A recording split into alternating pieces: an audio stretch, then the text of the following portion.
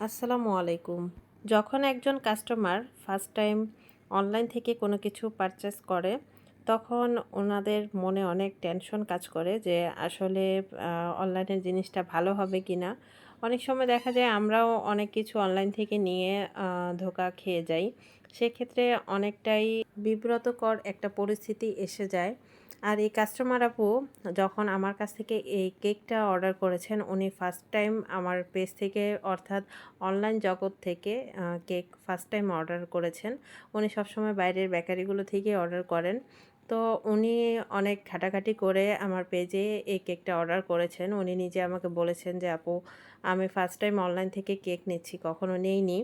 তো আপনার পেজ ঘুরে আমার অনেক ভালো লেগেছে, তাই আমি কেকটা অর্ডার করতে চাচ্ছিলাম।" তো সব মিলায়ে উনি কথাবার্তা বলার পর এই কেকটা অর্ডার কনফার্ম করেছেন। আর উনি বলেছেন যেন কেকটা খুব ভালো হয়, তাহলে উনি আমার পেজের রিপিট কাস্টমার হবে। আর উনার দ্বারা আমি অনেক কেকেরও অর্ডার পাবো। উনার আত্মীয়স্বজন উনার প্রোগ্রামে আসবে। এক কথায় মানে নতুন কাস্টমাররা যেটা মানে আশা করে সেটাই উনি আমার কাছে বলেছেন। তো এই কেকটা বানানোর সময় আমার মাথায় একটাই জিনিস কাজ করছিল। যেহেতু উনি ফার্স্ট টাইম অনলাইন থেকে কেক অর্ডার করছেন আর আমার প্রতি অনেক মানে বিশ্বাস করে কেকটা অর্ডার করেছেন যেন কেকটা অনেক মজার হয়।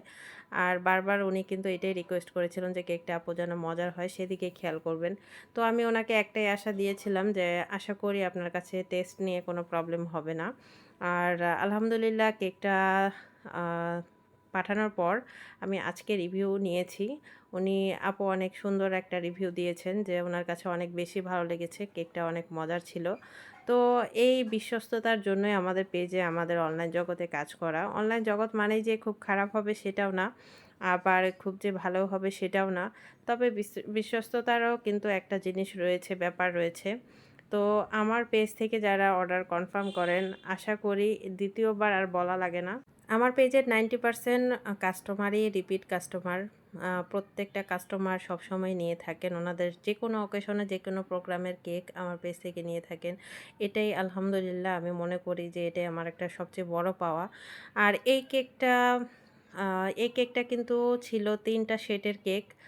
মানে এই কেকটার মধ্যে ৩ টা শেড থাকবে। একটা থাকবে উপরের অংশটা হোয়াইট, তারপরে বেবি পিঙ্ক কালার, তারপরে একটু ডিপ কালার। আমি কিন্তু ৩ টা শেড দিয়েছি। তার মধ্যে নিচের অংশে যে ডিপ কালারটা করেছি সেটা একটু বেশি ডিপ করেছি। আপু একটা আমাকে কালেক্টেড পিক দিয়েছিল কাস্টমাইজটা করার জন্য। তো ওই কেকের পিকের মধ্যে একটু হালকা শেড ছিল বেশি। নিচের অংশের যে গোলাপি কালারটা রয়েছে সেটা কিন্তু একটু হালকা ডিপ রয়েছে। তো আমি একটু বেশি ডিপ করেছি একটু চেঞ্জ করার জন্য।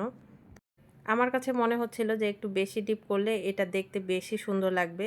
তো ৩ টি শেড কিভাবে করলাম সেটাই আপনারা দেখলেন। আর ৩ টি শেড করার পর উপরে যে প্রত্যেকটা শেডের লাইনার রয়েছে সেগুলোর মধ্যে আমি গোল্ডেন এডিবল লিফ দিয়ে দিলাম। এটা দেখার সৌন্দর্যের জন্য। আর এখানে উনি যে রেফারেন্স পিক দিয়েছিলেন সেখানে কিন্তু ছিল আর্টিফিশিয়াল ফ্লাওয়ার। আর আমি ওনাকে বলেছিলাম যে, "আপু, আর্টিফিশিয়াল নিলে প্রাইস কেমন আসবে? আর ক্রিম দিয়ে ফ্লাওয়ার নিলে কেমন প্রাইস আসবে?"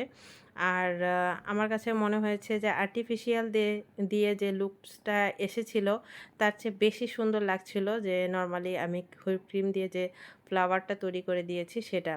আর সর্বশেষে আমি সুগার বল দিয়ে আর টপার দিয়ে এই বাকি ডেকোরেশনটা করে দিয়েছি। কিছু আমি আর্টিফিশিয়াল এখানে গ্রাস দিয়ে দিয়েছি। আর ওভারঅল কেকের লুকটা কেমন ছিল সবাই কমেন্ট করে জানাবেন। আল্লাহ হাফেজ।